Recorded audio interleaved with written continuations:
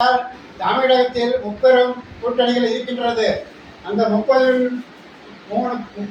கூட்டணியிலிருந்து நாம் வெற்றி பெற வேண்டும் என்றால் நம்ம நன்றாக உழைக்க வேண்டும். அதை நான் சொல்கிறேன், காது கொடுத்து கேளுங்கள். தமிழகத்தில் எல்லாரும் இந்த இலவசம் கொடுத்துட்டு தான் ஓட்டுறாங்க 40-50 வருஷமா. இது நமக்கு உதவாதது. அந்த இலவசத்துக்கு டொனேஷன்ஸில் வாங்கிட்டு விலைவாசி உயர்வை ஏற்றி விட்டுறாங்க. வீட்டு வரி, தண்ணி வரி, கரண்ட் பில்லு, நொட்டு பில்லு எல்லாமே ஏற்றி போய்க்கிறது. இது நமக்கு வேலைக்கு ஆகாது. எந்த கட்சி இருந்தாலும் இதை எடுத்துட்டு நம்ம வீட்டுக்கு ஒரு ஆளுக்கு வேலை கொடுக்கணும். அதுக்கு முடிஞ்ச அளவுக்கு ஃபேக்ட்ரி நிறுவனங்களை கொண்டு வரணும். தொழில் தொடங்க மூலதாரம் கொடுத்து அவர்கள் தொழிலுக்கு முன்னேற செய்ய வேண்டும். அதே போல் நிறைய மக்கள் இன்னைக்கு கேட்குறாங்க, சுயதொழில் செய்யறதுக்கு வருமானம் கிடைக்குமான்னு. நிச்சயமாக கிடைக்குங்க. மோடி கொடுக்கணும்னு சொல்லியிருக்கிறாரு. 50,000 5 லட்சம், 10 லட்சம், 20 லட்சம் வரை கிடைக்குதுங்க. தகுதிக்கேற்ற மாதிரி நீங்கள் தொழில் செஞ்சு பிழைக்கிறதுக்கு வழி பாருங்க. இந்த இலவசம் யார் இருந்தாலும் வாங்கி பக்கத்தில் சொல்லி வச்சுக்க. ஓட்டு திறமையான ஆளுக்கு போடுங்க. அது யாருன்னு சொல்கிற கேட்டுங்க. விஜய்க்கு போடுங்க. 2வது சீமானுக்கும் போடுங்க. அண்ணாமலை எங்கெங்கே கூட்டணி சேர்றாரோ அவங்க கட்சிகளுக்கு போடுங்க. இது 3 நீங்கள் கடைபிடிச்சி என்றால் தமிழ்நாட்டில் நம்ம தான் வெற்றி பெறுகிறோம். அதோடு இலவசங்கள் எல்லாம் கொடுத்து இப்போ எலெக்ஷன் நடக்குமா நடக்காதான கண்டிஷனில் இருக்குது. தேர்தல் அதிகாரி அறிக்கை விட்டுருக்காரு. இப்போ கரூரில் தொகுதியில் நடக்குமான்னு அதெல்லாம் சிக்கலில் வந்துக்கிட்டு இருக்குது. கோயம்புத்தூர்லேயும் சிக்கலில் வந்துக்கிட்டு இருக்குது.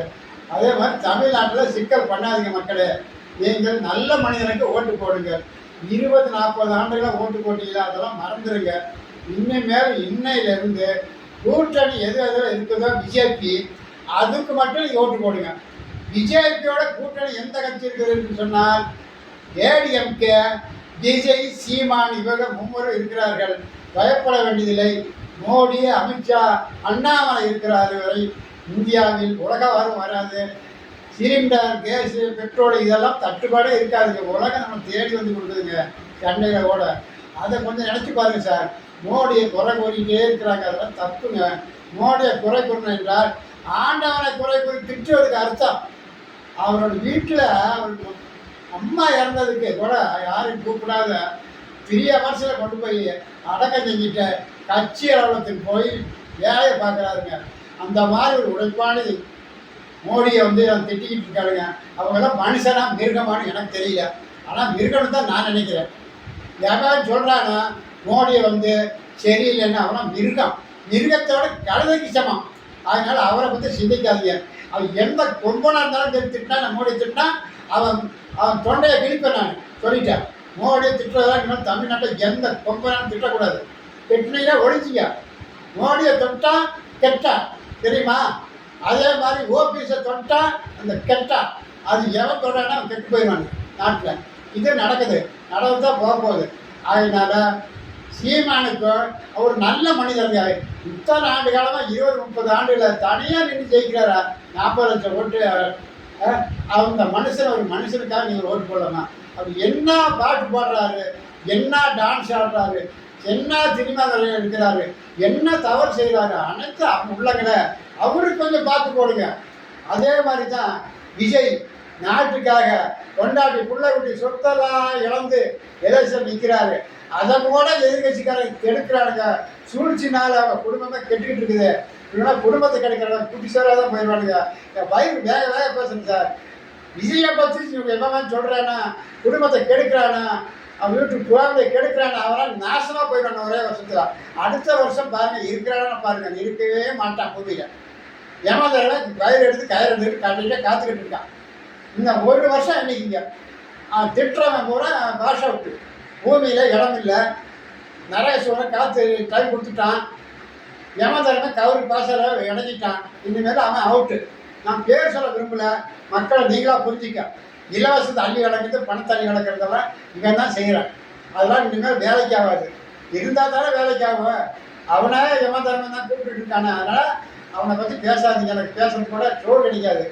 அடுத்தது அண்ணாமலையை தொழிலை விட்டுட்டு, ஐபிஎஸ்ஸை விட்டுட்டு, வீட்டுக்கு அப்பா அம்மாவை விட்டுட்டு, நாட்டு பண்ணைகளெல்லாம் விட்டுட்டு பிரச்சாரம் பண்ணுறாரு. இந்தியா முழுசும் பிரச்சாரம் பண்ணுறாரு.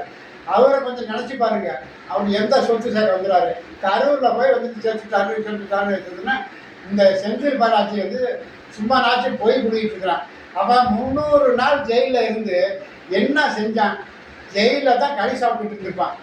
அப்போ வந்து அண்ணாமலை சொல்லி என்ன தகுதி இருக்குது? கால் செருப்பு கூட போட மாட்டான், கால் செருப்பு பெருவரில் கூட போட மாட்டான் செந்தில் பாலாஜி.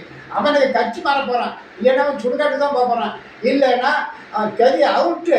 ஏன்னா ஸ்டாலினுக்கு பூஜா தூக்கிட்டு போயிட்டு இருக்கிறான், ஸ்டாலினுக்கு பூஜா தூக்கி போயிட்டு இருக்கிறான். அவன் நல்லா மனுஷனா அரசியலில் மறுபடியும் குறை ஓடிட்டு தான் இருக்கிறான். அவனை விட்டுருங்க, அவன் ஒரு அயோக்கிய. அவன் தம்பியும் பாருங்க, ஒரு 2 வருஷமா கண்மறையாக இருக்க சொத்து சேர்த்துக்கிட்டு அவனையும் விட்டுருங்க. கரூர் பிரச்சனை முடிஞ்சு போச்சு, இது முடிஞ்சு போச்சு. கரூர் கோயம்புத்தூர்லாம் அதை பற்றி நினைக்காத மக்களே. உங்களுக்கு மனசு வந்தால் போடுங்க. இலவசம் எவன் கொடுக்குறானா வாங்கி மடியில் வச்சுக்கிட்டு அதெல்லாம் நம்ம பணங்க. 4 லட்சம் கடனில் இருக்குங்க ஒவ்வொரு வீட்லேயும். நீங்கள் ஒரு ரேஷன் கார்டுக்கு 4 லட்சம் 50-60 வருஷமாக கடை வந்து 4 கோடிக்கே தான் இருந்தது. இன்னைக்கு இங்கே வந்து 10,3 லட்சம் கோடி கடை வாங்கியிருக்கிறான். 6 கோடிக்கு கடை வாங்கியிருக்கிறான் இந்த 4-5 ஆண்டில். இதெல்லாம் யார் விட்டு போனான்? சீதாராமன் சொல்கிறாப்புல, சீதாராமன் இவன் கேட்குறான் அப்பா விட்டு பணமான்னு. சீதாராமன் கேட்குறாப்புல, உங்கள் அப்பா விட்டு சாப்பாடு தானே உட்காந்து சாப்பிட்டுட்டு இருக்கிறீங்க, உங்கள் அப்பா விட்டு பணமா இது? எங்களாம் வாய் அடைக்கி பேசுறது முடிஞ்சோன்னு கொஞ்சம் கூட அறிகுறியே இல்லை. கோயிலை வச்சு கட்சியை வச்சு ஆட்சி ஆடுறீங்க. இந்த திருப்பரங்குன்றத்தில் வந்து தீமை ஒரு 2 லிட்டர் எண்ணெய் ஊற்றினா அது பாட்டு எரியுது ஒரு நாளைக்கு. அதை போய் சுப்ரீம் கோர்ட்டில் ஹைகோர்ட்டில் கேஸ் பண்ணி அதில் தண்டனை கொடுத்து எலெக்ஷன் நிற்காத சித்திரவதைப்பட்டுக்கிட்டு இருக்கிறீங்க ஸ்டாலினை. உனக்கு ஏதாவது மைண்ட் இருக்குதா?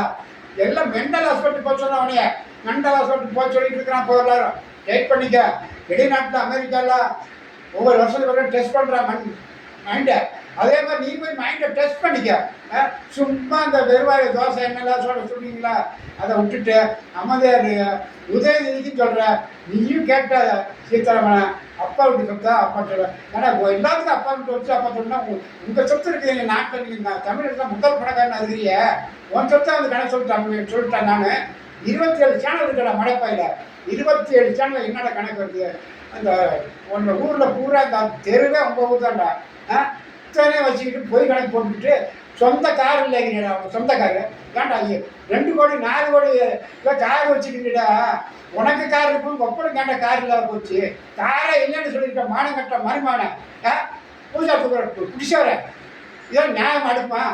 உனக்கு சிபிஐ வச்சு இந்தியாவில் உன்னை உள்ளத்தில் மட்டும் என்னோட உயிர் ஊசலாகிட்டே இருக்கும் பார்த்துக்கிட்டு நீ. நீ முதல்ல சொத்தை அனுபவிக்க முடியாதுடா. ஏய், 1,00,000 சொத்தை நீ அனுபவிக்கணும்னா இன்னொரு 7 பிறகு வந்தாலும் உனக்கு அனுபவிக்க முடியாது. அவ்வளவு பாவம் செஞ்சுருக்கிற நீ. ராஜீவ் காந்தி கூட நீ வந்து நான் சென்னையில் இருக்கும்போது சாயந்தரம் விபத்து நடக்கும் போது யாரும் நம்மளால போகாதுன்னு சொல்லியிருக்கிறேன். ராகுல் காந்தி நீ சொன்னதுக்கும் நடந்ததுக்கும் கரெக்டாக இருக்குது. அது யார் காரணம்? நீ தான் ஒப்பனும், நீ தான் காரணம். இதை நான் அட்மிஸ் பண்ண எப்படி இருக்கேன்? அடா கேட்ட கேஸுல கேஸ் அந்த கேஸ் இந்த தள்ளிட்டு இருக்கிறிய, மிரட்டிட்டு இருக்கிற எடப்பாடிய. ஏன்டா சும்மா மிரட்டுற? இங்கே உண்மையில இருக்கிற கேஸை பாடுற போத அதை விட்டுட்டு எடப்பாடி மாட்டிக்கிட்டு இருக்கிற, விஜயை மாட்டிக்கிட்டு இருக்கிற, சீமானை மாற்றியா? ஏண்டா போலீஸுக்கு உங்கள் கட்டாட்ட இருக்கிற நீ போலீஸ் ஏண்டா நீ பயன்படுத்திட்டு இருக்கிற? போலீஸ்லாம் இனிமேல் இல்லைடா. இந்த மாதிரி இருக்குது நாட்டில். கோர்ட்டும் இல்லைடா. 64 ஜட்ஜில் வச்சுருக்கா டெல்லியில் நீ சுப்ரீம் கோர்ட்டில். இப்படி வச்சுட்டு ஆட்சிட்டு இருக்கிற. இந்த மாதிரி ஞாபகம் வச்சுக்கோ. இனிமேல் உன் பாவம் பாலிசில் எல்லாம் பழி போயிடும். இனிமேல் எதுவுமே வராது, சான்ஸ் கிடையாது. ஒழுங்காக இருந்துக்க. அண்ணாமலையும் மிரட்டாத, சீமானையும் மிரட்டாத, விஜயும் மிரட்டாத.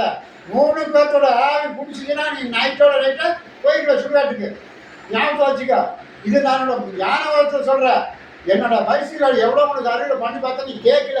மீண்டும் நீ பண்ணிட்டு இருக்கிற. இது சரியில்லை, நாட்டுக்கும் வீட்டுக்கும். உனக்கும் சரியில்லை. திரும்பி பேசு, இல்லைன்னா ஆட்சியை கலைச்சிடு, இல்லைன்னா விஜயோட கூட்டணி சேர்ந்துரு.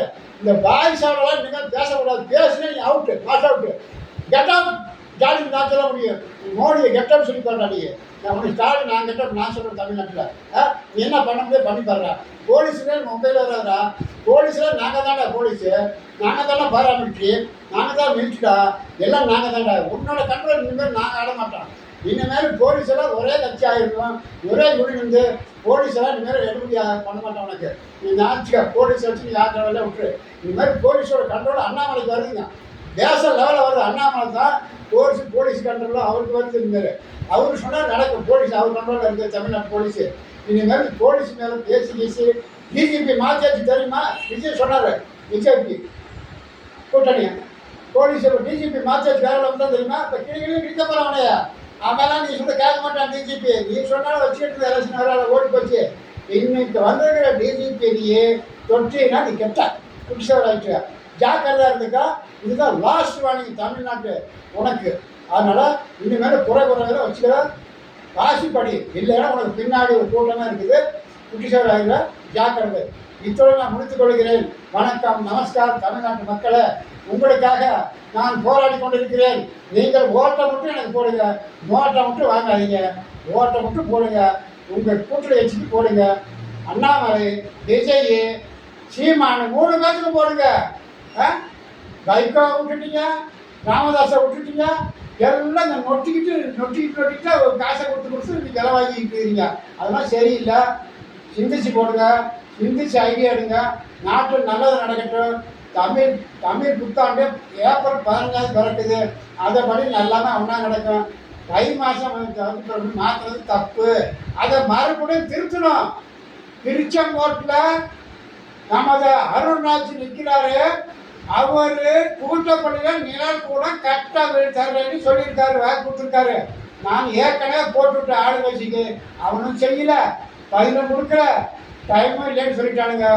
கோட்டப்பள்ளியில் நிழல் கூடம் இல்லைன்னா தமிழகத்தில் இருக்கிற கோட்டப்பள்ளி ஓட்டு 12,000 ஓட்டு நீங்கள் விஜய்க்கு தான் போடணும். நான் கட்டி தர்ற நிலப்படி என்னோட செலவில் தமிழ்நாட்டில் இருக்கிற ஓட்டு பூரா போடணும் விஜய்க்கு. விஜய் ஜெயிக்கணும் திருச்செங்கோட்டில். மற்ற கட்சி நமக்கு தேவையில்லை. விஜயை ஜெயிக்க வைங்க. திருச்செங்கோட்டு மக்களே உங்களுக்கு நன்றி. என்னோட வாழ்க்கையில் நான் ஒரு MA BEd teacher, high school teacher, Sarasu என்பவரோட கணவன் பேசுகிறேன். திருச்செங்கோட்டில் எனக்கு தெரியாத ஆளே கிடையாது. என் மனைவிக்கு 83 வயசு, எனக்கு 76 வயசு. அதனால திருச்செங்கோட்டில் தெரியாத ஆளே எனக்கு கிடைக்காது. ஜாக்கிரதா இருங்கள். வணக்கம், நமஸ்காரம், நன்றி தெரிவிக்கிறேன். வணக்கம்.